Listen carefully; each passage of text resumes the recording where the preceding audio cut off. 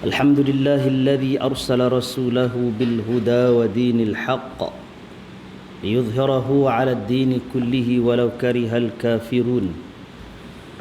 أشهد أن لا إله إلا الله وحده لا شريك له، وأشهد أن محمدا عبده ورسوله. اللهم صل وسلم وبارك على حبيبنا المصطفى نبينا محمد وعلى آله وصحبه أجمعين. سبحانك لا علم لنا إلا ما علمتنا إنك أنت العليم الحكيم، ولا حول ولا قوة إلا بالله العلي العظيم. أما بعد. Tuan-tuan muslimin yang dirahmati Allah Subhanahu wa taala, alhamdulillah dengan keizinan daripada Allah dan ketentuannya juga, kita berada pada malam ini untuk menyambung tajuk yang telah kita bincangkan dalam kuliah yang lalu. Kuliah yang lepas kita bincangkan tentang batas-batas aurat wanita. Telah kita bincangkan juga tentang pandangan yang masyhur dalam mazhab Syafi'i tentang batas aurat yang telah pun kita berikan pandangan yang berikutnya. Mudah-mudahan itu yang lebih kuat. Dan pada malam ini kita sambung untuk tajuk yang berikutnya, langkah yang berikutnya sebelum nikah, iaitu upacara peminangan. Qala al-musannifun, pada muka surat 720, apabila seseorang lelaki benar-benar tertarik dengan sifat-sifat baik seseorang wanita serta timbul keinginan untuk berkahwin setelah melihat wanita tersebut, kini tibalah masa untuk meminang. Baik, ini ayat yang diberikan oleh pengarang kitab kita ini ialah berdasarkan kepada step ataupun langkah-langkah yang telah kita baca dulu, iaitu arahan Nabi SAW apabila ingin seorang lelaki itu ingin berkahwin, dia kena tengok dulu bakal isteri ataupun perempuan yang dia cadang nak kahwin. Belum confirm lagi, tapi dia kena tengok dulu. Lepas dia tengok, dalam masa yang sama dia kena ambil kira. Nabi kata apa? Perempuan ni biasanya akan dinikahi kerana 4 perkara, dan Nabi arahkan supaya ambil atau pilih berdasarkan kepada agama. Tapi kalau orang lelaki tu dia tengok, dia berkenan, dia tak tahu lagi latar belakang agama, reti ke tak reti ke, tapi dia dah tertarik, nak buat bagaimana? Adakah dilarang? Tak kan? Jadi dia ambil lah. Jadi kalau dia ingin berkahwin juga dengan wanita ataupun perempuan yang dia dah tengok itu, ataupun katalah dia belum tengok, takat tengok gambar saja, suruh pergi jumpa malu, maka step yang berikutnya yang dia kena buat ialah peminangan. Jadi meminang ini bukan adat, dia termasuk di dalam syariat. Ini adalah langkah. Walaupun ada juga kes perkahwinan ialah bukan tanpa peminangan, bukan maknanya nikah tak sah, tetapi termasuk di dalam perkara yang ditunjukkan dalam sunnah Nabi SAW ialah peminangan. Dan bila kita kata peminangan, dia boleh jadi sama ada lelaki itu sendiri, dia sendiri pergi jumpa. Dia jumpa siapa? Barangkali dia jumpa mak bapak perempuan itu, wali dia. Barangkali juga dia jumpa dengan perempuan itu sendiri, bagi tahu dah jumpa kali pertama rasa berkenan, kali kedua dia pinang terus.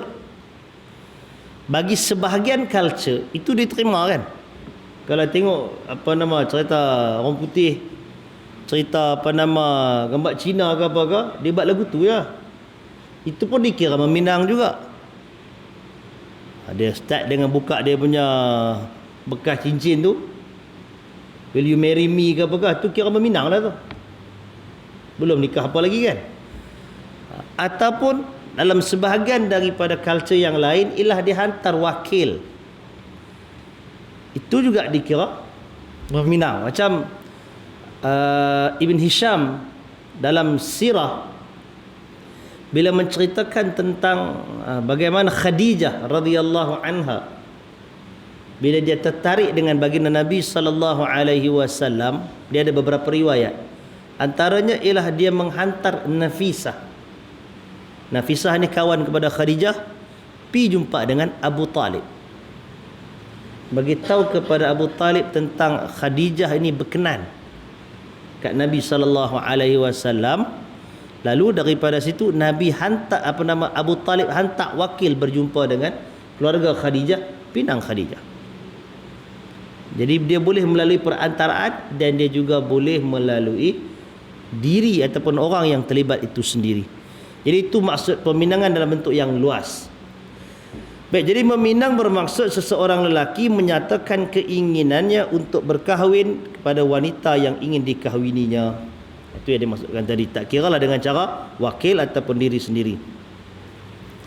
Baik, tapi apa yang kita nak bincang di sini ni nampak lebih kepada diri sendiri.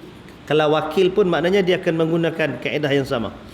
Baik, bilakah pinangan dihalalkan dan bila pula diharamkan? Ingat boleh main pinang lagu tu je anak orang. Yang pertama, meminang dihalalkan secara tasrih. Tasrih ini maknanya secara terus terang. Bahasa dia clear cut. Dengar sekali faham dah, itu dia. Memang nak meminang. Ataupun secara ta'rid. Ta'rid ni kita kira secara bayangan, kiasan. Kalau dengar dia nak meminang ke ataupun barangkali sekadar dia habaq suka ke, masih ada 2-3 maksud yang boleh difahami daripada perkataan itu. Jadi yang tu diistilahkan dengan ta'rid. Hak pertama tadi dengar terus faham satu, tak faham yang lain dah, memang dia kata nak menikah. Yang tu dipanggil tasrih. Baik, jika yang boleh bila jika perempuan itu bukan isteri orang. Bukan isteri orang. Cari pasal pinang anak isteri orang. Walaupun ada orang dia pergi pinang isteri orang pasal dia tak tahu. Tuan-tuan, ini bahayanya.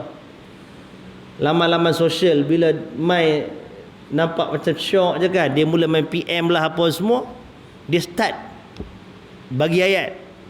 Dia tak sedar kawan tu anak dua dah kan. Maklumlah bila dalam profil tu, dia punya profil tu tak sebut menikah dengan siapa semua, tak ada. Seakan-akan macam bujang lah. Jadi yang tu bahaya. Kalau dia pinang dalam keadaan dia tak tahu, ialah benda yang tak tahu dimaafkan. Tapi kalau dia tahu kawan tu masih isteri orang, dia meminang secara tasrih ataupun dengan membayangkan kesukaan dia kepada kawan tu, apa hukum dia?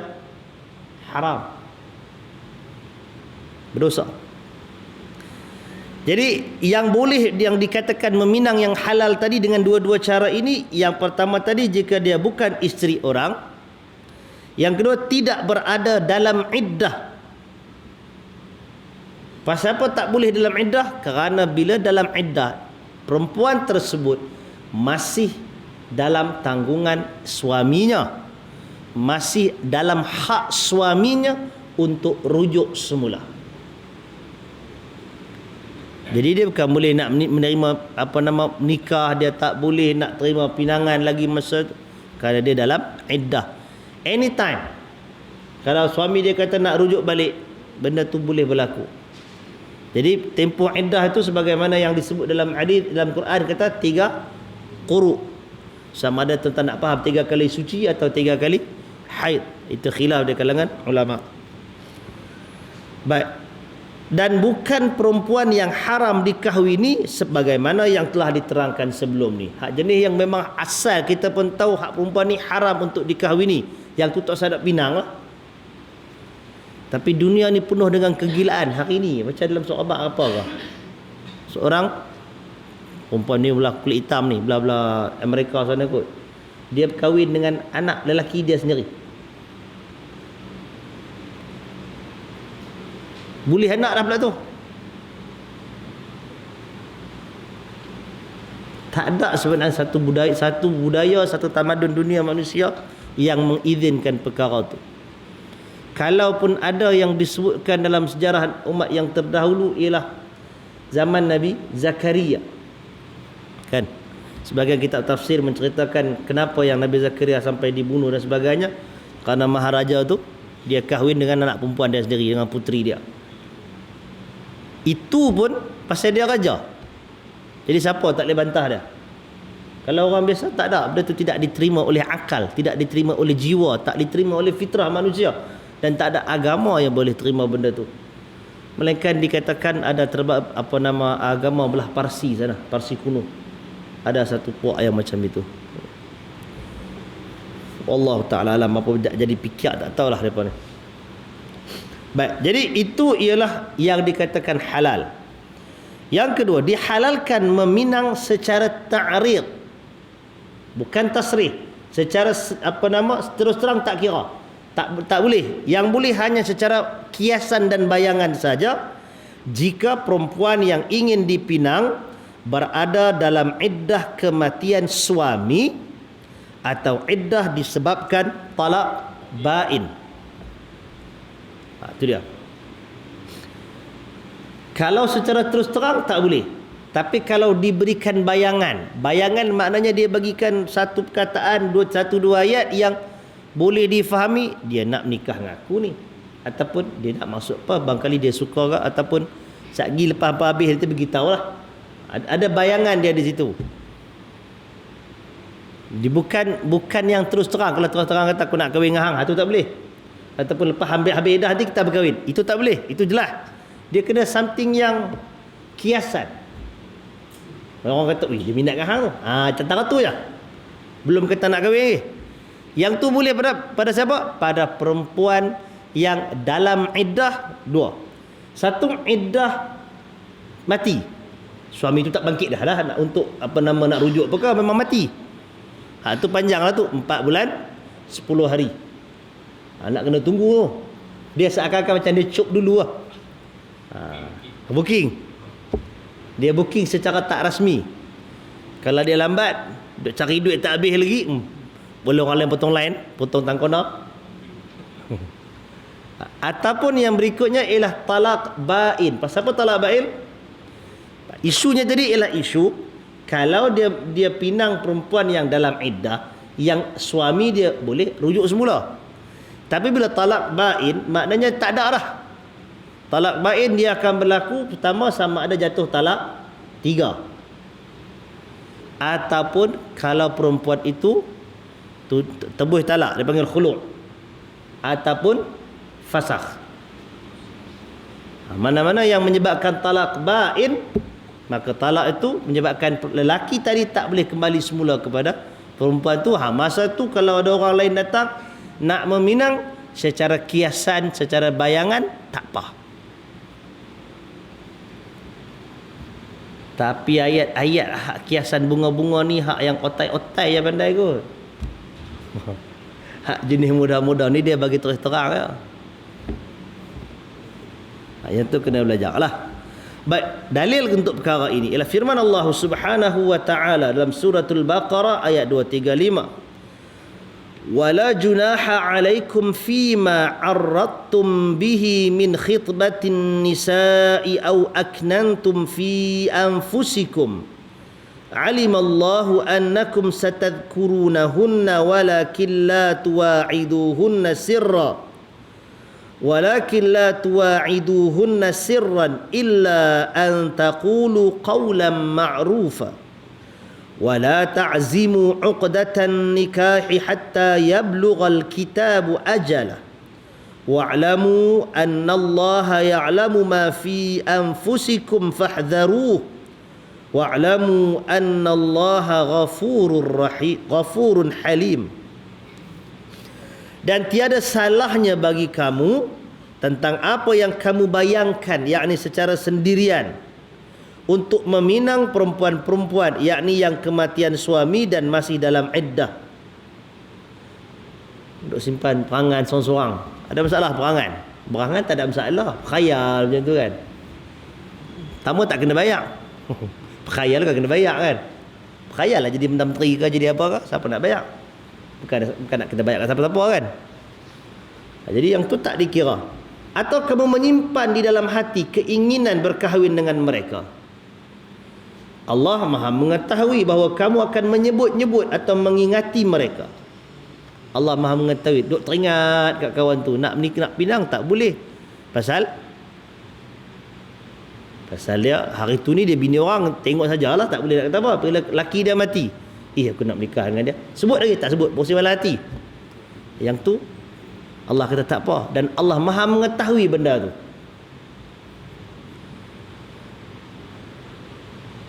Yang demikian itu tidaklah salah, tetapi janganlah kamu membuat janji dengan mereka secara sulit. Hantar rombongan dah apa nak, tapi SMS ataupun WhatsApp, PM Facebook apa kan.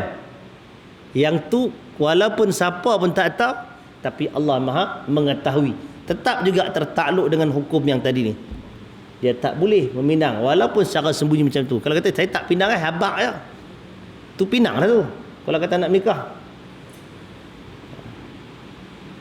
Selain daripada menyebut kata-kata secara sendirian yang sopan, janganlah kamu menetapkan dengan bersungguh-sungguh hendak melakukan akad nikah sebelum habis iddah yang ditetapkan itu. Ketahuilah bahawa Allah mengetahui apa yang ada dalam hatimu, maka beringat-ingatlah kamu akan kemurkaannya. Ketahuilah bahawa sesungguhnya Allah amat pengampun lagi amat penyabar. Itu arahan Allah ataupun garis panduan yang Allah Ta'ala bagi.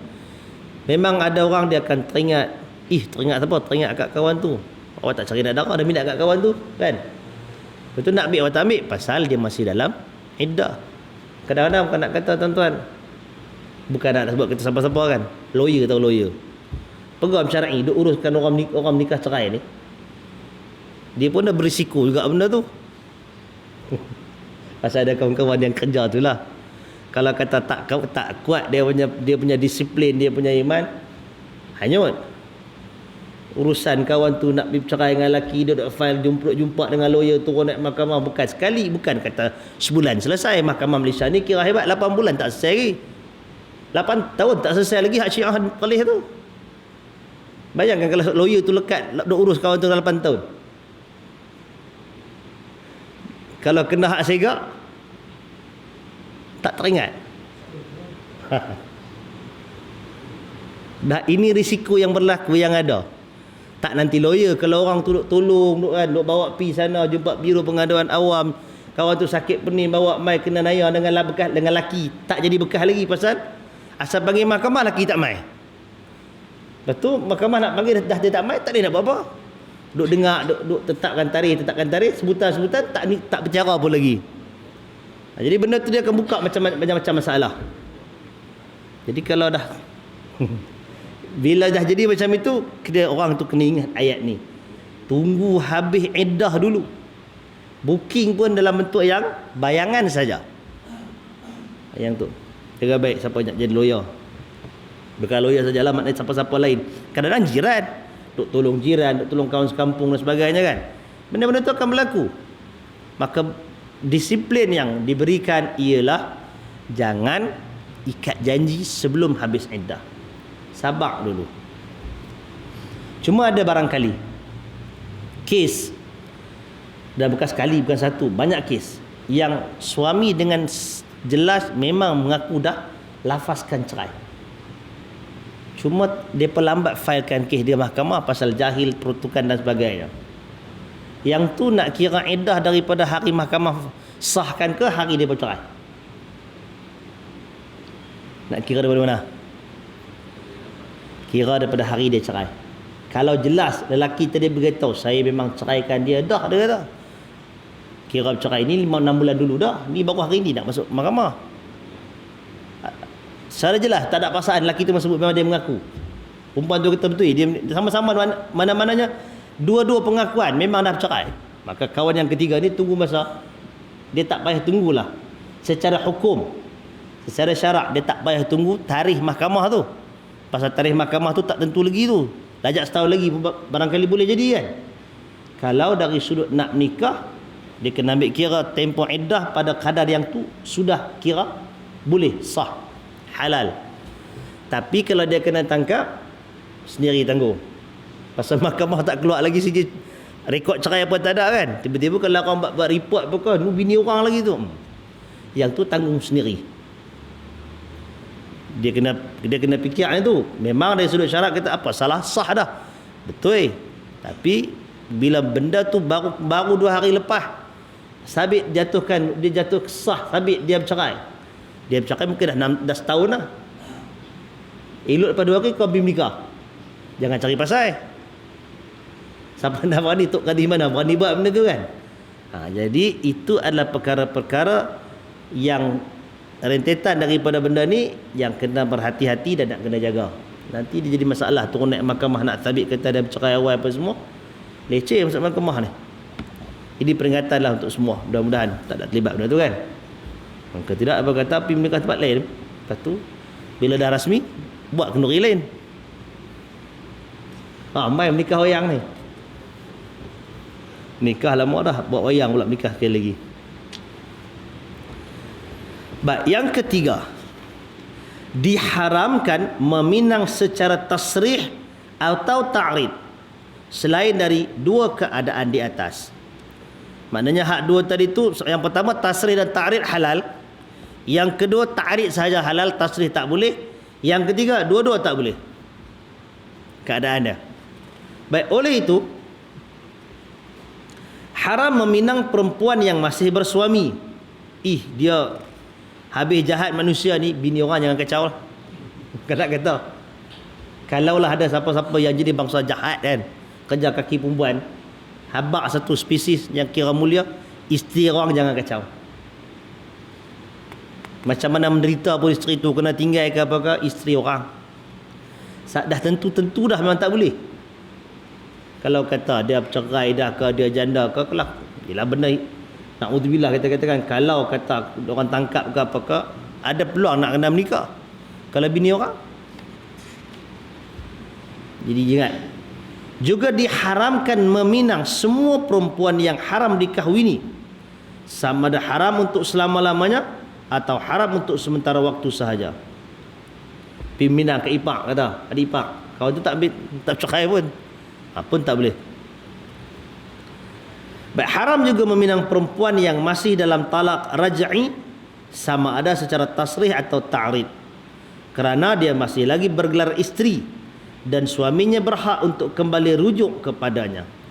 Firman Allah Ta'ala dalam suratul Baqarah ayat 228, wa bu'ulatuhunna ahaqqu biraddihinna fi dhalika in aradu islaha, dan suami-suami mereka lebih berhak mengambil kembali, yakni merujuk isteri-isteri itu dalam masa iddah mereka, jika mereka, yakni suami-suami itu, bertujuan untuk kebaikan, untuk kedamaian.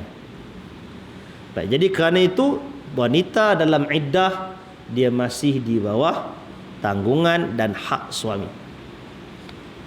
Tanggungjawab dan hak suami, benda tu dia kena ambil kira belaka. Sekarang ni dia akan jadi berjalan dengan elok kalau perpisahan itu berlaku dengan elok, atas persefahaman. Memang nak pisah pasal tak ada jodoh apa semua, dia hilang, pisah. Kalau kata gaduh pun benda tu dalam kawalan. Tapi kalau jenis bergaduh, bertegang, tu yang kadang-kadang suami lupa hak, tanggungjawab, hak sepasal tanggungjawab dia untuk ke atas isteri yang dalam iddah tu. Dia tetap juga kena bertanggungjawab nafkah dan sebagainya. Sebagaimana dia bertanggungjawab, dia juga berhak untuk rujuk kembali. Baik, yang seterusnya, makna pinangan secara tasrih. Lafaz tasrih ialah lafaz yang hanya mempunyai satu tafsiran sahaja, iaitu keinginannya untuk berkahwin. Kalau tengok hak gambar Inggeris kan, will you marry me, dia buka tu tak ada pasal lain lah kan. Takkan kata Mary ajak main jalan-jalan, tak ada. Memang nak menikah lah benda tu kan. Dengan siap bluetooth, dengan buka apa nama, kotak cincin dan apa. Memang tak ada mana lain. Itulah dia. Dia tengok gambar drama-drama Melayu tu, dia tiru yang tu jugalah. Tapi kalau perempuan tu kata ya pun, tak apalah, hak yang bukan Islam tu dia nak peluk ke apa, tu dia. Hak gambar Melayu hak tu pun peluk serupa tu. Dia lupa atau baru pinang, belum nikah lagi. Kena habaq kat apa nama penulis skrip, kena habaq kat dia punya pengarah. Teruslah bagi babak peluk tu, dia baru pindah, kawan tu baru setuju. Akad nikah dah lagi, wali tak habaq apa lagi. Ini baru hantar cincin, baru bagi bunga macam tu, pakat peluk dah. Itulah kata lakonan tu tak menunjukkan apa nama budaya bangsa. Kalau nak kata budaya bangsa lah kan, kalau kita nak katakan dia tak mewakili ajaran syarak. Pasal banyak sangat tiru hak lain. Baik, lafaz tasrih adalah seperti aku ingin mengahwinimu, atau sudikah dikau menjadi pemaisuriku. Betul tu. Itu betul tak? Itu jelas. Sudikah menjadi isteriku. Itu pinang lah tu. Atau selepas habis iddahmu aku akan mengahwinimu. Ini bagi yang dalam iddah. Kalau yang apa nama perempuan bujang tak ada apa-apa lah kan, dia boleh sebut yang tu. Walaupun dia sepinang macam tu, kalau anak dara, walaupun dia pinang macam tu, perempuan tu setuju, dia tak boleh buat apa. Dia kena jumpa wali juga boleh bawa lari. Pasal wali tu yang nak nikah kan. Jadi cerita pinang ni jangan diasingkan daripada peraturan-peraturan yang lain. Kena ada wali dan sebagainya yang kita sebutkan hari tu ni. Ini baru satu fasa, iaitu fasa meminang. Perempuan tu kata terima, baik dia kata kalau bersungguh jumpalah mak ayah saya, atau kira dah line clear dah tu. Tu maka pilah. Betul kan? Kena buat lagu tu. Duduk tangguh tak apa, tak boleh ke orang lain. Baik, makna pinangan secara ta'rid. Lafaz ta'rid ialah lafaz yang boleh ditafsirkan dengan pelbagai tafsiran. Sama ada sebagai keinginan untuk berkahwin atau sebaliknya. Maknanya boleh fikir dia betul ke? Seperti awak cantik, atau ramai orang sukakan awak. Ramai orang sukakan awak. Dalam ramai itu termasuk saya lah. Suka saja, nikah ke tak tahu. Atau yang seumpama dengannya. Jadi perempuan jangan bagi hak lafaz yang bayang-bayang ni, dia khayal lebih lagi. Kita baru kata suka ya, dia kata nak nikah dah tu. Betul ya? Jadi itu contoh yang diberikan. Dia bergantung kepada budaya lah. Setengah-setengah budaya, kalau gambar Hindustan kot lain lah dia punya bunyi kan. Apa raja tengok gambar Hindustan, dia tahu macam mana cara nak ayat perempuan, macam cara nak minang. Baik, yang berikutnya, ni bab yang berikut, meminang perempuan yang telah dipinang. Haram meminang perempuan yang telah dipinang oleh orang lain sekiranya pinangan tersebut telah diterima. Walaupun begitu, peminangan boleh dilakukan sekiranya lelaki pertama memberikan keizinan kepada lelaki kedua untuk meminang. Kira hebat. Kalau yang pertama pinang dah dan dah terima, dah jadi tunang dia, tiba-tiba main lelaki dia, aku nak pinang dia, boleh tak? Silakan. Hebat. Jiwa cukup besar. Ataupun dia sendiri tak nak berkenan kat tunang dia kot. Ataupun dia ada agreement ke, tengok siapa yang dia terima lebih. Dahlah secara akal kitanya, manusia yang punya emosi ni susah jumpa kot. Dia dah pinang dah kawan tu pun dah setuju dah, tiba-tiba ada orang lain main, boleh minta izin pula nak minang. Nak boleh parang kan, nak boleh nebara.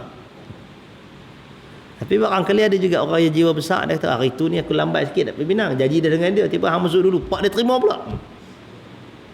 Jadi kawan dia kata nak minang, mungkin ada belah ihsan kepada kawan yang pertama tadi, tak apa, silakan.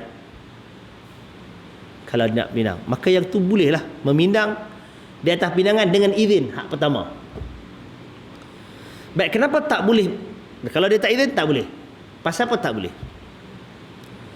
Kerana dia akan jadi satu macam cabaran. Bila kita mencabar ego, dia akan menimbulkan permusuhan, kebencian.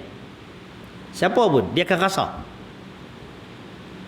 Itu yang kalau teman kata kan, setengah-setengah kelas pengajian pun kalau anak murid banyak nak tanya, tok guru pegang kitab mengajar lah ni. Disuruh kawan tu pula mengajar. Banyak nak tanya pasal ego tercabar. Jadi itu adalah benda, kita katakan manusia ada benda tu. Maka orang yang dah meminang, dah dapat pula pinangan, tiba-tiba ada orang lain nak pinang, dia mesti akan menimbulkan sakit hati kepada orang yang pertama tu. Sama ada yang keluarga perempuan tu terima tak terima, belum tentu lagi, tapi dia dah rasa dah sakit hati. Tiba-tiba kau tu terima pula hak yang kedua. Kalau Melayu, dia boleh buat santau, jangan main. Boleh hantar hantu raya api, kacau. Tak kena kat lelaki tu, perempuan tu kena. Itu benda-benda yang sangat nak kena jaga. Kerana dalam hadis Nabi SAW yang Nabi larang tu ialah, satunya pinang di atas pinangan, yang keduanya beli di atas belian. Kerana itu dia akan mencabar ego. Yang keduanya ialah itu merupakan satu pengkhianatan. Khianat kepada persetujuan yang sedia ada. Maka Islam bukan agama yang khianat. Islam tak ajak benda tu. Moral yang tinggi diajar oleh Islam. Adab, nilai, menghormati nilai manusia.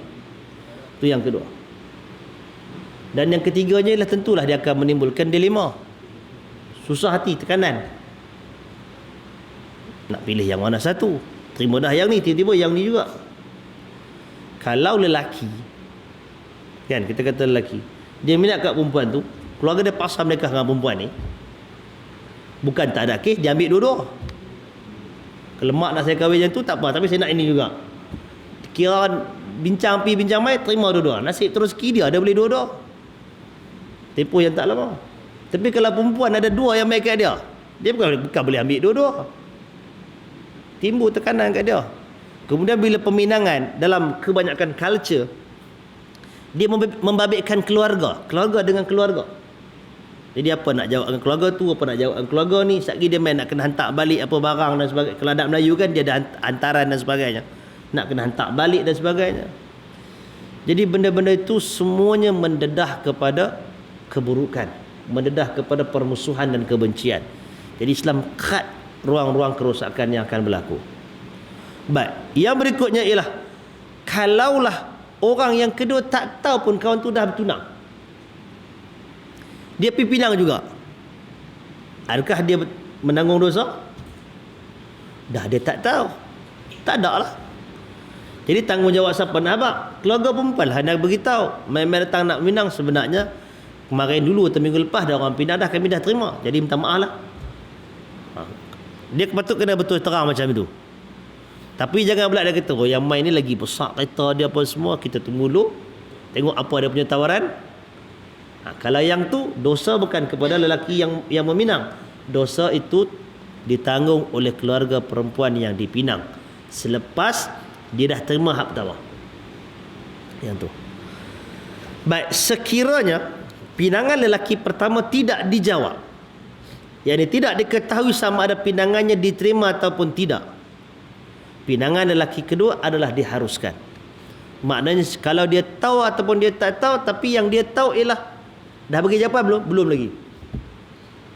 Orang main meminang, tak apa, bagi kepada saya tempoh seminggu untuk bagi jawapan. Jangan kata tunggu saya nak pergi, masuk belakang kira sampai 10 patah balik, kami tak terima. Kita dapat film beli kan.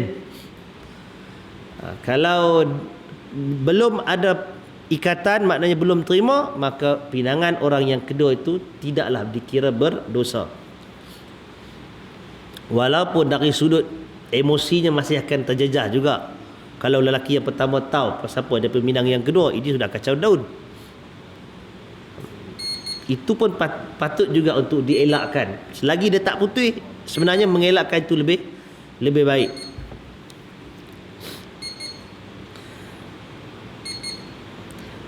Baik, sekiranya seorang lelaki meminang seorang perempuan yang telah dipinang oleh orang lain, dan kemudiannya lelaki kedua menikahi perempuan tersebut, akad nikahnya tetap sah. Walaupun begitu, dia tetap menanggung dosa perbuatannya meminang perempuan yang telah dipinang. Lelaki itu dikira berdosa kerana langgar larangan Nabi meminang di atas pinangan orang lain. Perempuan tadi ataupun keluarganya dikira berdosa kerana langgar perjanjian yang pertama. Tapi daripada nikah sah. Baik, dalil haram perkara itu adalah berpandukan hadis Nabi sallallahu alaihi wasallam, la yakhtubur rajulu ala khitbati akhihi hatta yatruka al-khatib qablahu aw ya'dana lahu al-khatib. Seorang lelaki tidak boleh meminang seorang perempuan yang telah dipinang oleh saudaranya, yakni sama Islam, sehinggalah peminang sebelumnya meninggalkan, yakni membatalkan pinangannya, atau peminang itu memberi izin kepadanya. Hadis riwayat Al-Bukhari dalam Kitabun Nikah, bab tidak boleh meminang perempuan yang telah dipinang.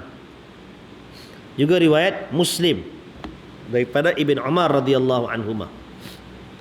Jelas tak? Jadi jaga baik-baik kalau nak meminang. Cuma macam tadilah kita kata, bukanlah maksud meminang ini mesti dalam bentuk hantar-hantaran dan sebagainya.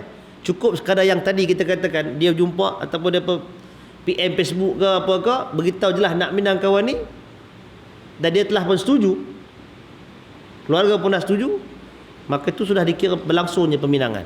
Jadi nak kena jaga-jaga. Jadi kerana tu perempuan tu kalau dibijak sikit, dia tak bagi jawapan terus. Pasal ke mana pun dia tertakluk kepada wali dia.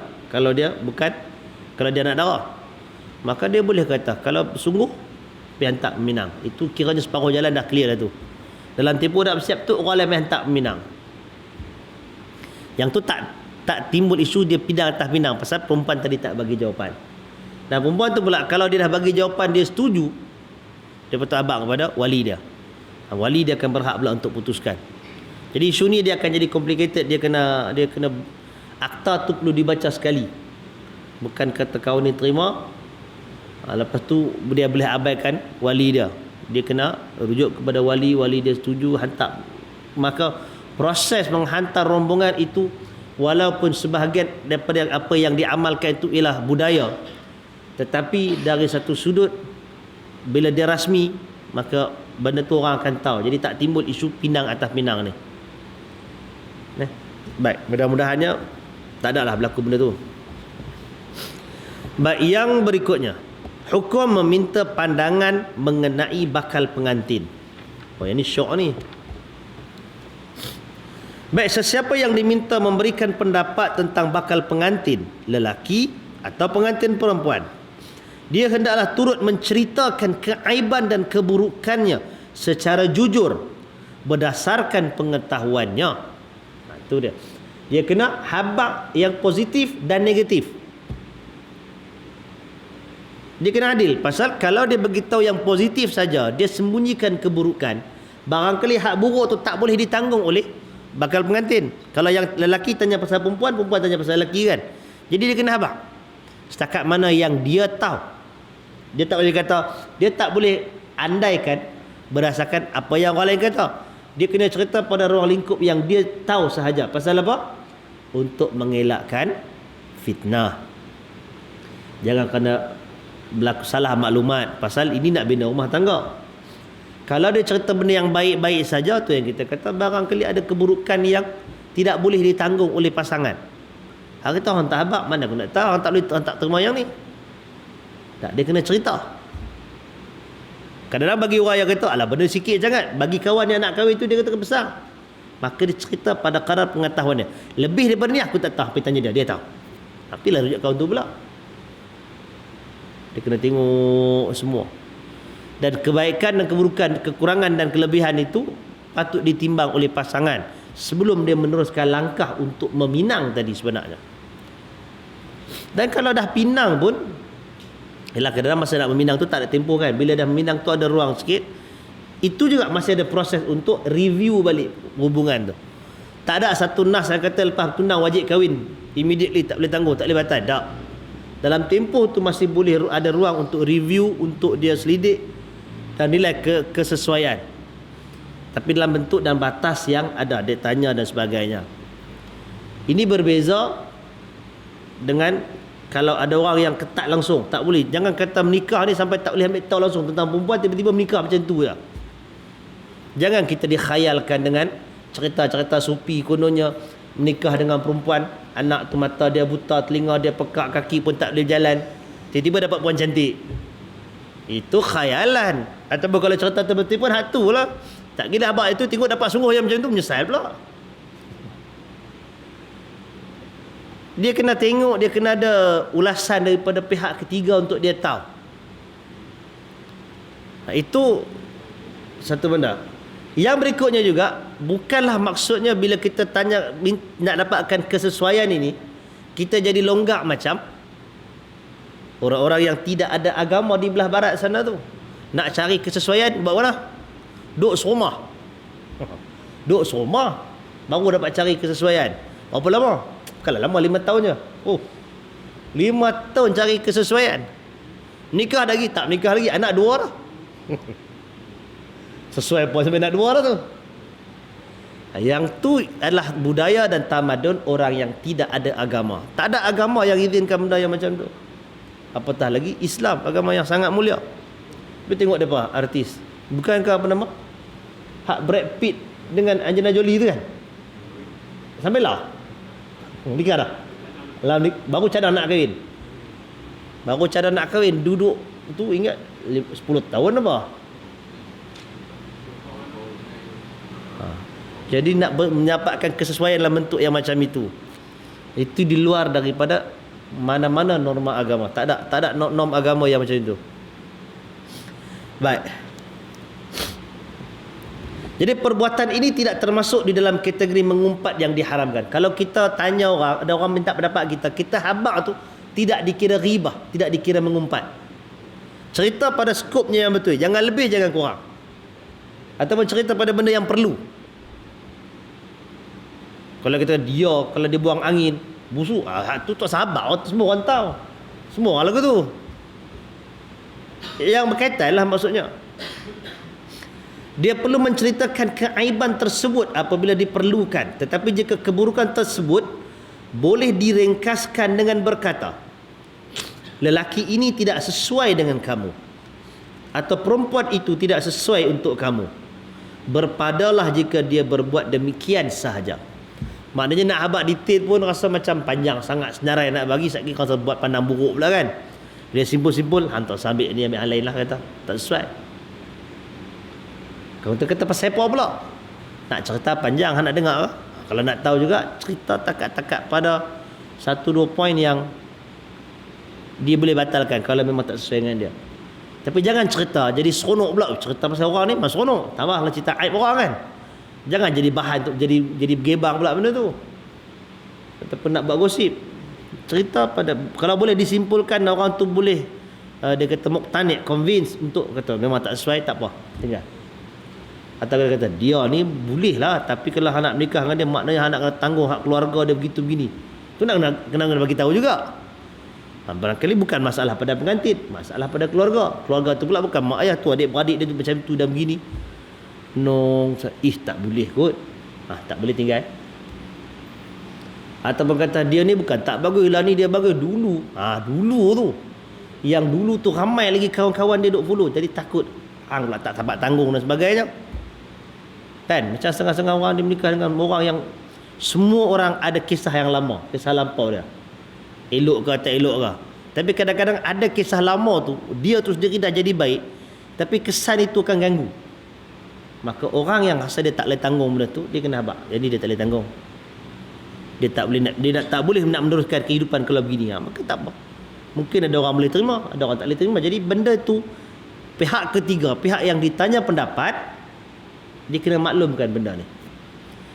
Berapa ramai orang yang dah menikah kemudian baru dia tahu sejarah silam, latar belakang orang begitu dan begini yang kemudian menyusahkan diri dia. Baik. Dalil hukum ini, maknanya untuk perbuatan boleh cerita hal orang ni, adalah berpandukan kisah Fatimah binti Qais radhiyallahu anha.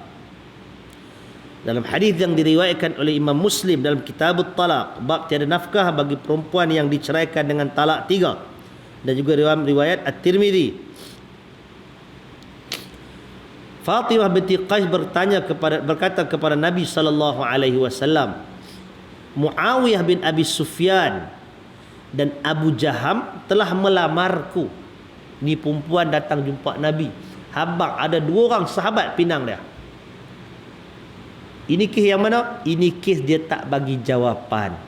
Seorang main pinang, tu seorang lagi main, tak dan beri jawapan, kau lagi main pinang. Jadi nak pilih yang mana antara 2 ni?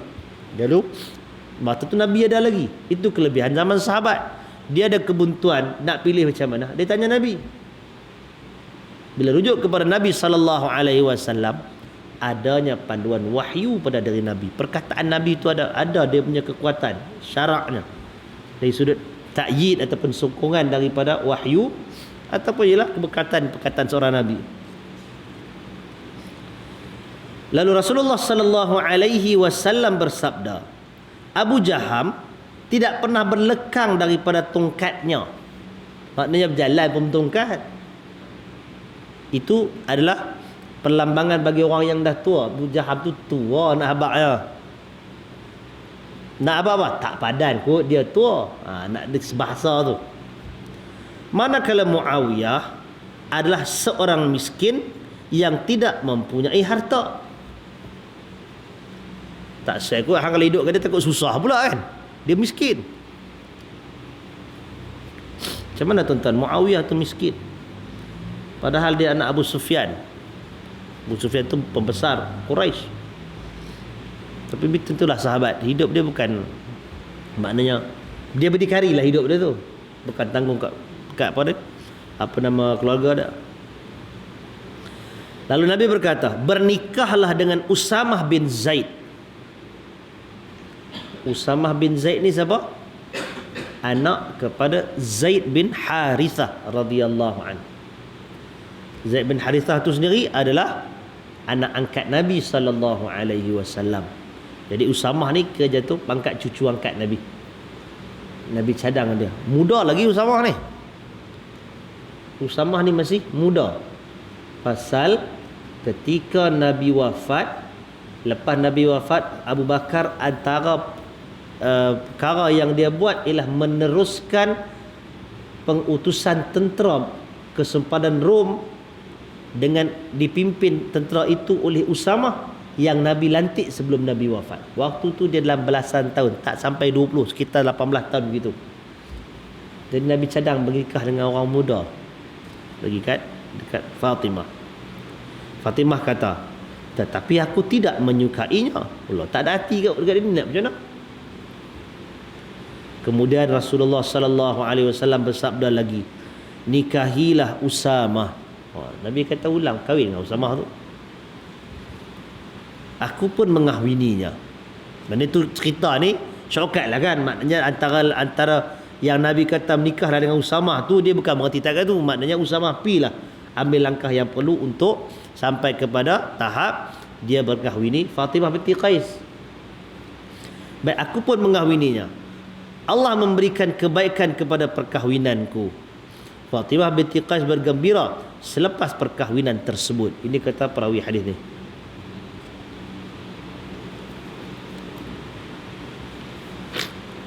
Yang berikutnya,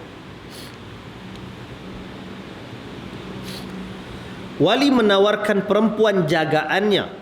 Perempuan jagaan ni barangkali anak, barangkali cucu, anak menakan, adik perempuan, kakak dan sebagainya, kepada lelaki saleh dan bertakwa. Wali disunatkan menawarkan perempuan di bawah jagaannya kepada lelaki yang saleh dan bertakwa. Ini dicontohi daripada tindakan Nabi Syuaib alaihi salam. Baginda menawarkan anaknya supaya dikahwini oleh Nabi Musa alaihi salam. Ini cerita mana ni? Cerita dalam Quran. Nabi Syuaib meyakini sifat amanah dan kesucian Nabi Musa alaihi salam. Firman Allah Ta'ala dalam menceritakan kisah ini. Qalat ihdahuma ya abati istajir inna khaira man istajartal qawiyyul amin. Qala inni uridu an unkihaka ihda ibnatayya hataini ala an ta'jurani thamaniya hijaj fa in atmamta 'ashran famin 'indik wa ma uridu an ashqa 'alaik satajiduni insya'allahu minas salihin. Qala dhalika baini wa bainak ayyamal ajalaini qadaitu fala udwana alai wallahu ala ma naqulu wakil. Ini cerita bila Nabi Musa alaihi salam lari meninggalkan kota Mesir. Lari meninggalkan Mesir pasal dia diburu oleh tentera Firaun, pasal dia tumbuk pula kali kedua. Hak pertama tu sekali, ni kali kedua pula dia nak bergaduh. Jadi orang tahu cerita tu. Kes pembunuhan yang pertama tu diketahui, maka dia dikejar. Maka Nabi Musa melarikan diri sampai ke Madian. Sampai ke Madian, ini bukan jalan dekat lah, jalan jauh kan. Dia tengok ada satu telaga. Nabi Musa nampak ada telaga tu orang mai. Lelaki-lelaki yang perkasa duk timba ayak, ambil ayak nak bagi binatang ternakan dan sebagainya. Jauh daripada lelaki tu ada dua orang perempuan yang berada jauh duduk bawah pokok, tunggu time, tunggu giliran. Lambatlah perempuan tu nak masuk pasal bila lelaki dia dah. Lepas tu mai pula lelaki lehak mai kemudian duduk potong queue. Jadi kesian kat perempuan ni. Timbul kesian Nabi Musa kepada perempuan dua orang ni, dia ambil, dia tolong. Dia masuk sekali dalam tu, dia pun kuat. Jadi dia boleh masuk sekali dekat tempat sama-sama lelaki lain dan dia tolong ambilkan ayak tu, dia bagi kepada dua orang perempuan ni.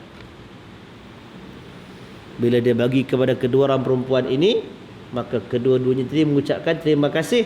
Dan kalau kita boleh akan pakai bahasa cinta pandang pertama. Kalaulah boleh digunakan istilah tu. Pasal dua beradik ni balik semula ke rumah. Kebanyakan riwayat mengatakan lelaki tua itu ialah Nabi Syuaib, macam yang diceritakan di sini. Walaupun ada yang kata tak jelas dan sebagainya, wallahu taala alam. Tetapi kita katakan kebanyakan ulama mengisyaratkan lelaki bapa kepada dua orang perempuan ni ialah Nabi Syuaib. Balik tu seorang tu dah cerita dah, minta ayah dia ambillah kawan ni jadi penama berkhidmat, bekerja. Kata Pak sebahagian ulama tafsir itu kinayah, itu kiasan daripada anak dara seorang ni. Hak ni bagus buat lelaki ni, bagus buat menantu, macam tu. Itu yang dibaca dalam ayat ini. Salah seorang di antara perempuan berdua itu berkata, wahai ayahku, ambillah dia menjadi orang upahan, yakni mengembala kambing kita. Sesungguhnya sebaik-baik orang yang ayah ambil bekerja ialah orang yang kuat lagi amanah. Perkataan istajirhu tu bukan sekadar untuk ambil kerja, tapi maksudnya kalau jadi menantu pun bagus. Itu kata tafsiran sebahagian ulama. Dan itu yang disambut oleh dalam cerita ni Nabi Syuaib. Dia kata, bapa perempuan itu pun berkata kepada Nabi Musa, aku hendak mengahwinkan kamu dengan salah seorang daripada dua orang anak perempuanku ini. Kalau pasal apa ulama relatekan begitu? Kerana yang diminta tadi ambil bekerja, tapi yang pak ni dia tahu dah hasrat di hati tu, dia pinang terus Nabi Musa tadi nak ambil jadi menantu. Aku nak kahwinkan dengan salah seorang daripada dua ni. Bila tu cerita dia, kalau kita ambil cerita tadi, bila dah dua beradik tu balik, beritahu kat pak dia, maka bapak dia panggil jemput mai ke rumah. Tu yang jemput datang ke rumah. Adab dalam cerita tu ialah Nabi Musa jalan depan, hak perempuan jadi jalan belakang. Jalan pun termalu-malu lah pergi jumpa, tersipu-sipu. Pasal apa yang kena jalan depan lelaki, hak perempuan jalan belakang? Padang pasir dengan suasana angin kuat dengan apa semua. Kalau lelaki belakang, perempuan depan, dia akan menimbulkan barangkali tersingkap, ternampak bentuk tubuh dan sebagainya, aurat dan sebagainya. Jadi adabnya kalau jenis macam tu, bagilah perempuan belakang, lelaki jalan kat depan. Kan? Sopa juga kalau solat pun takkan imam tu perempuan. Dia duduk depan kita, berdiri pun dia rokok berpenin, dia duduk sujud berpenin. Itu antara isyarat yang ada dalam Quran yang kita kena ta'akul, nak kena fikir benda tu. Baik, jadi bila dah panggil Nabi Musa pun dah datang, itu yang disebut oleh dalam cerita ini, aku hendak mengahwinkan kamu dengan salah seorang daripada dua anak perempuanku ini. dengan syarat engkau bekerja dengan aku selama 8 tahun. Ini dipanggil apa? Mahar. Dia panggil mahar, mas kahwin.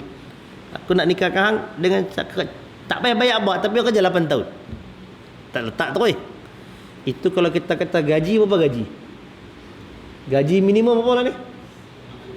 9, 6. 900. 900 kali 12 kali 8. Berapa tu? Pakai gaji minimum. Kalau pakai gaji sedikit perdagangan manusia 500. Katalah kalau 500 pun dah tambah minyak tak ada rumpang kan. Banyak 12 kali 5 tak dah 6,000. Kalau 6,000 tak kali 8 tak 48,000. Kalau 500 itu nilai anak seorang Nabi. Jadi apa respon dia? Dalam pada itu, jika engkau genapkan menjadi 10 tahun, maka yang demikian itu adalah daripada kerelaan engkau sendiri. Itu kira bonus, kalau nak bagi pun tak apa. 10 pun tak apa kan maksudnya. Dan ingatlah, aku tidak bertujuan hendak menyusahkanmu. Bukan nak susahkan. Engkau akan dapati insya-Allah daripada orang-orang yang baik layanannya. Musa menjawab, perjanjian itu adalah di antara aku denganmu, yakni tetap dihormati bersama. Yang mana sahaja dari dua tempoh itu yang aku akan tunaikan, maka janganlah hendaknya aku disalahkan. Dia kata apa maknanya? Barangkali dia ambil 8, barangkali dia ambil 10. Mana sampai tempoh tu, kalau dia berhenti dekat 8 pun kira itu dah perjanjian. Allah jua yang menjadi pengawas terhadap apa yang kita katakan. Baik, wallahu taala alam.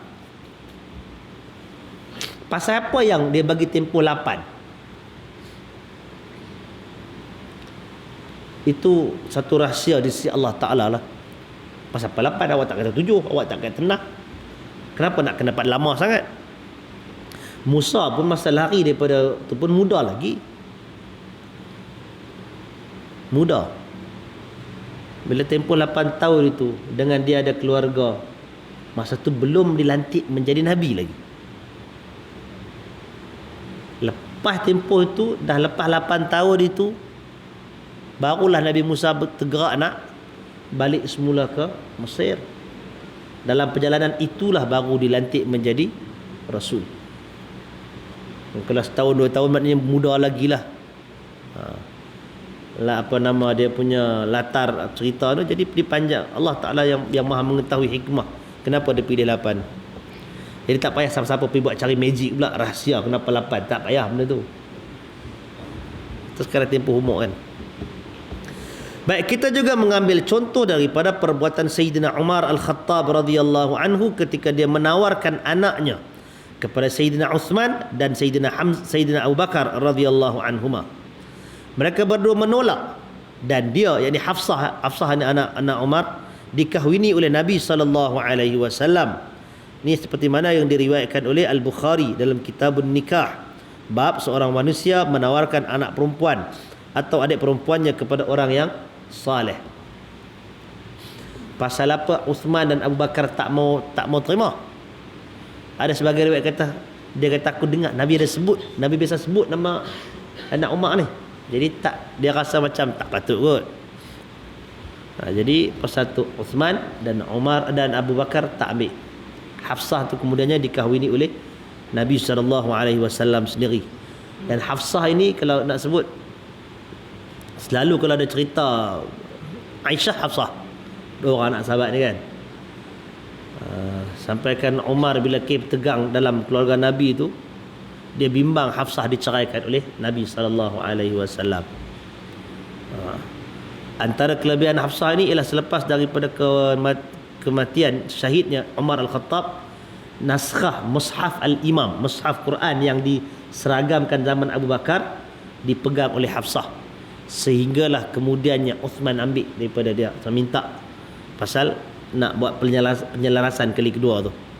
Ini sejarah dalam ulumul Quran. Baik, sikit lagi kita habiskan. Sunat-sunat meminang. Orang yang meminang atau wakilnya disunatkan berkhutbah sebelum meminang dan sebelum akad. Kita kata khutbah, kalau Melayu pantun. Dah taklah senang pantun, maknanya menyampaikan hasrat itulah. Khutbah dimulakan dengan memuji Allah dan berselawat kepada Nabi sallallahu alaihi wasallam kerana Rasulullah sallallahu alaihi wasallam bersabda, kullu amrin dhi balin la yubda'u fihi bihamdillahi fahuwa abtar. Semua perkara yang ada nilai tetapi tidak dimulakan dengan memuji Allah, ia adalah cacat. Dalam sebahagian riwayat kata aqta', dia terpotong. Hadis riwayat Ibnu Majah dalam Kitabun Nikah bab khutbah. Tapi hadis ini diperselisihkan. Ada sebahagian ulama mendhaifkan hadis ini, ada sebahagian kata hasan hadis ini. Cuma dari sudut kesimpulannya, kita katakan dari sudut makna, memulakan dengan memuji Allah Ta'ala itu adalah antara kebiasaan yang didapati dalam penulisan para ulama. Dalam khutbah Nabi akan memulakan dengan puji-pujian. Dalam arahan Nabi kalau nak berdoa pun Nabi suruh mulakan dengan memuji Allah Ta'ala. Jadi sama ada hadis ini sahih ataupun dhaif, memulakan sesuatu ucapan dengan pujian kepada Allah itu adalah satu perkara yang ditunjukkan dalam banyak nas. Cumanya hak hujung tu kata kalau tak mula dia akan jadi cacat.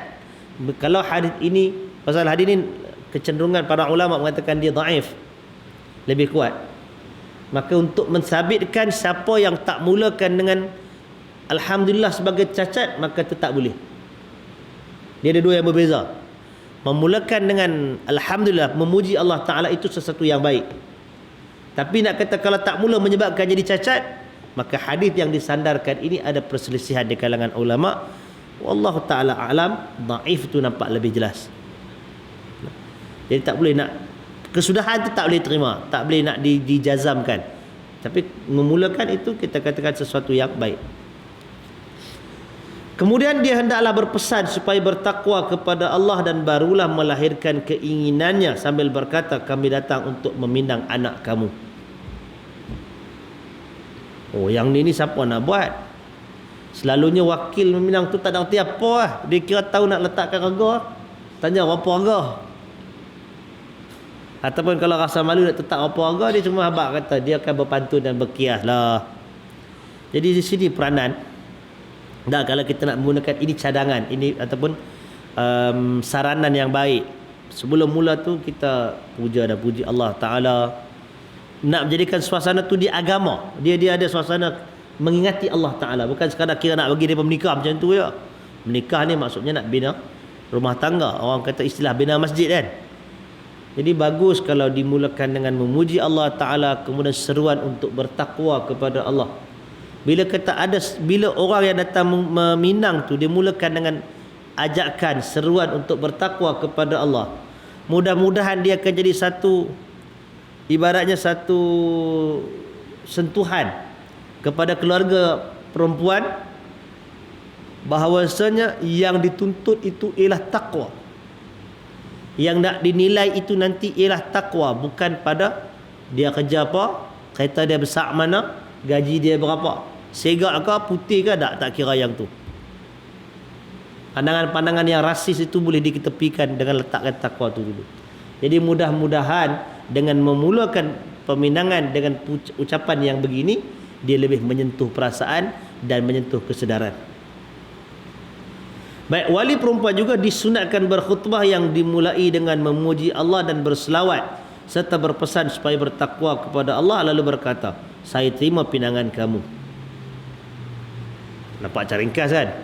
Kita dengan kenduri, dengan bagi makan apa semua dah, tak apalah, ejahlah benda tu, celah-celah tu nak sampaikan benda tu. Tak, kalau boleh dibuat, bukan senang orang nak atok benda ni. Sekali orang tempah ustaz nak buat kerja ni, jadi kerja pula.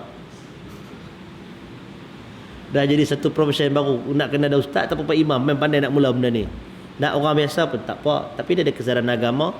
Dia puji Allah Ta'ala, kemudian dia sebutlah, mudah-mudahan kita bertakwa kepada Allah dengan pertemuan ini. Jadi kami datang hasratnya begini dan begini. Yang wakil perempuan pun sambutlah macam tu juga, dalam bentuk yang baik. Dia wakil perempuan tu, orang duk corok nun hujung hutan sana tu, Tak tahu apa kan, agama pun tak jumpa. Mungkinlah tak boleh nak expect benda ni. Ini secara idealnya. Tapi secara realitinya, tengoklah apa yang ada kan. Baik, khutbah sebelum akad nikah lebih ditekankan berbanding khutbah sebelum meminang. Kerana ia dilakukan oleh para salafus salih radhiyallahu anhum. Para imam rahimahumullah telah mencontohi khutbah Rasulullah sallallahu alaihi wasallam sebagaimana yang diriwayatkan oleh Ibn Mas'ud radhiyallahu anhu dalam riwayat yang mauquf dan marfu'. Sabda Rasulullah sallallahu alaihi wasallam yang bermaksud, jika kamu ingin berkhutbah untuk menyatakan sesuatu hajat seperti hajat bernikah atau lain-lain, hendaklah kamu berkata segala puji bagi Allah, kami memujinya, meminta pertolongannya dan meminta pengampunannya. Kami berlindung dengan Allah daripada kejahatan diri kami dan dosa-dosa amalan kami. Sesiapa yang diberi petunjuk oleh Allah dan tidak akan ada sesiapa yang mampu menyesatkannya. Dan sesiapa yang disesatkan oleh Allah, tiada sesiapa pun yang mampu memberi petunjuk kepadanya. Aku bersaksi bahawa tidak ada Tuhan selain Allah yang Maha Esa dan tidak ada sekutu baginya. Aku bersaksi bahawa Muhammad adalah hamba dan rasulnya. Ini dipanggil apa? Khutbatul hajah. Khutbatul hajah. Nabi beritahu supaya berkhutbah. Pasal tu ramai di kalangan penulis, kalangan ulama, bila dia tulis, dia akan tulis dengan memulakan dengan khutbatul hajah. Kalau mengajak pun sebagai itu akan mulakan dengan khutbatul hajah. Tapi panjanglah benda ni. Allah Subhanahu wa taala berfirman, ya ayyuhalladzina amanu taqullaha haqqa tuqatih wa la tamutunna illa wa antum muslimun. Wahai orang-orang yang beriman, bertakwalah kamu kepada Allah dengan sebenar-benar takwa, dan janganlah sekali-kali kamu mati melainkan dalam keadaan kamu Islam. Ali Imran 102.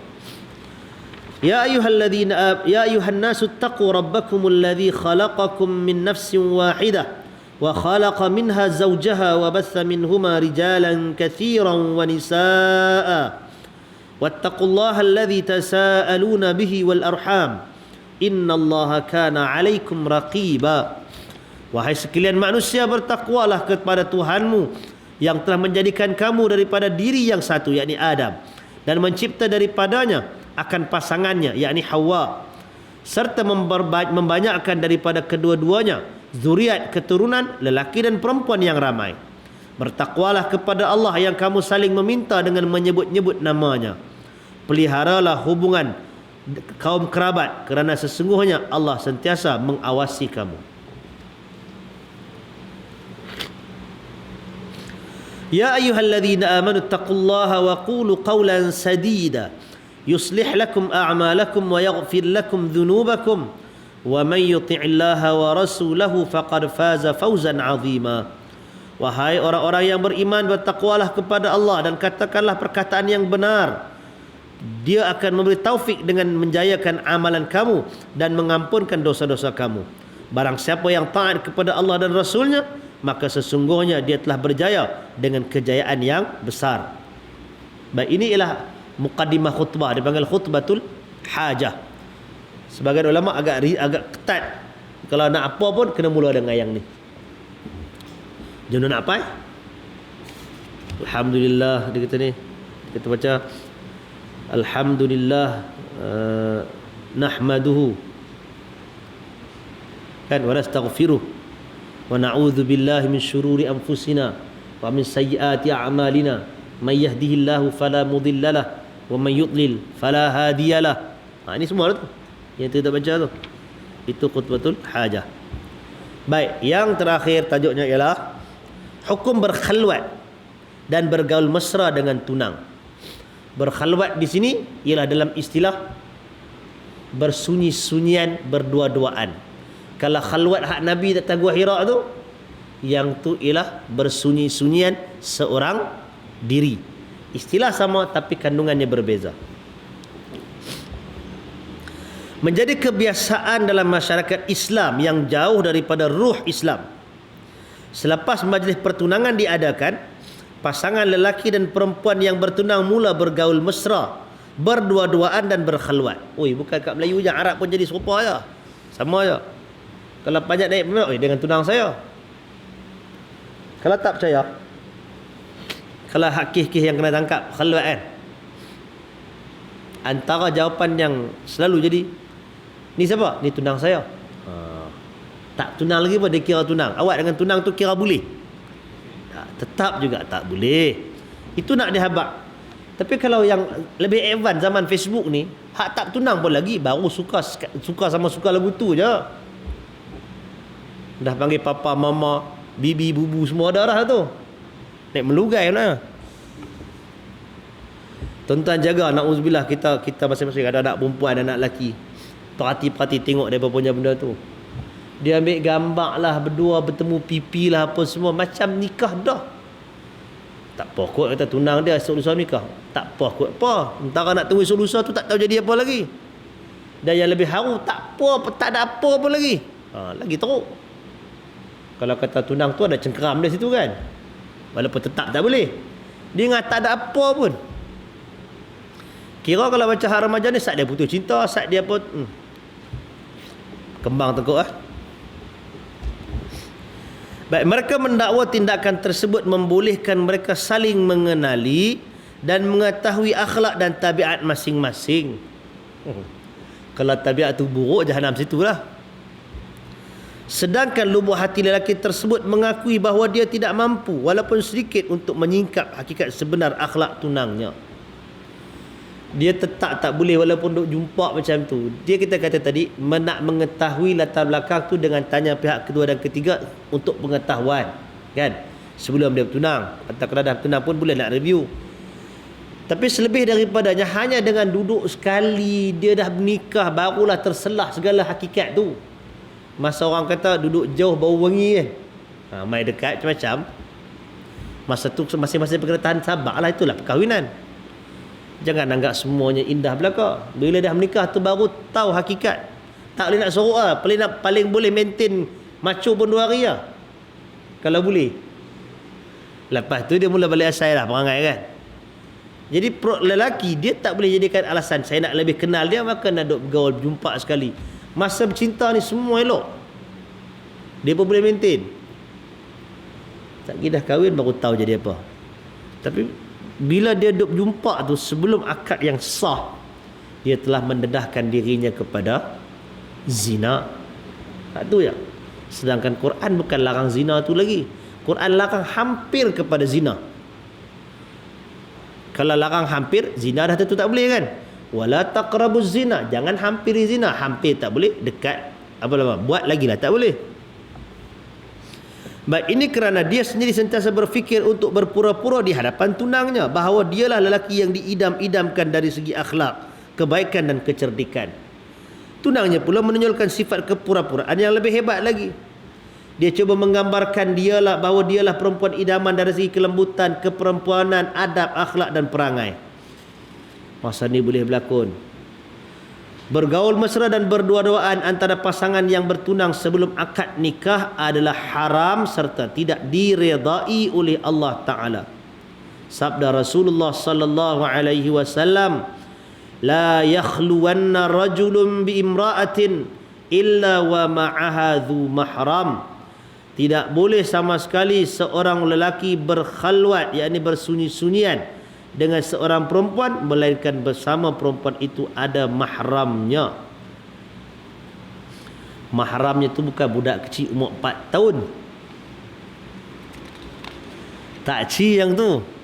Atau kata budak sekolah rendah yang nak abak 20 sen. 20 sen boleh senyap. Yang tu takci. Dia kena mahram ni maksudnya ada authority dengan dia, yang boleh kawal apa benda nak jadi pun. Bukan yang boleh pakat sekali. Baik, tunang sebelum akad nikah dikira sebagai orang asing, masih ajnabi. Perempuan yang berakal dan cerdik ialah perempuan yang tidak memperlihatkan dirinya di hadapan tunangnya, yakni selepas pandangan pertunangan. Hak mula tu tengok tak apa dah. Lepas daripada tu janganlah nak menjadi murah pula kan. Sehinggalah selesai akad nikah. Ini kerana dia mesti memikirkan masa depannya dan mengambil kira kemungkinan yang mungkin berlaku, yang mesti dihadapi. Macam-macam berlaku tuan-tuan. Tak ada nak menikah, hari bukan kebanyak berlaku itu kan. Hari nak menikah tunang hilang.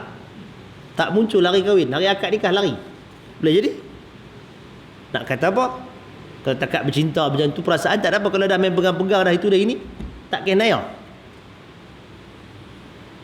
Ajal pun belum tahu. Ajal kita belum tahu. Ada satu tempat tu anda pergi kenduri. Kenduri saja. Pasal mengantin lelaki baru pergi 2 hari lepas. Hari akad tu 2 hari sebelum akad tu dia meninggal. Takkan nak batal, tak ada nak batal. Jadi nikah kenduri saja. Jadi benda tu benda yang kita tak tahu ke depan nak jadi apa. Kerana itu tunang lah. Sembang telefon tanya saiz jari, nak beli cincin, nak beli kasut. Tak apalah, benda kadang nak tahu dalam ruang lingkup tu. Dalam bentuk yang sangat terkawal, dalam bentuk yang tidak mendedahkan kepada kerosakan kan. Tapi kalau yang dia bawa kulu kili naik motor sekali apa semua, naik kereta, kita tak tahu apa nak jadi. Jadi ke tak jadi menikah tu pun kita tak tahu lagi. Jadi kerana perlulah diambil perhatian. Jadi apabila akad nikah telah berlaku, pergaulan dan khalwat dibenarkan kerana mereka sudah menjadi suami isteri. Mereka boleh melihat pasangan masing-masing tanpa sebarang dosa dan halangan lagi. Kalau dah menikah, hampa nak buat apa punya suka. Jangan dapat orang sudah kuat letang, kuat kupu-kupu semua dah boleh buat. Itu je cerita dah. Wallahu taala a'lam. Silakan tuan-tuan kalau dapat nak bincang.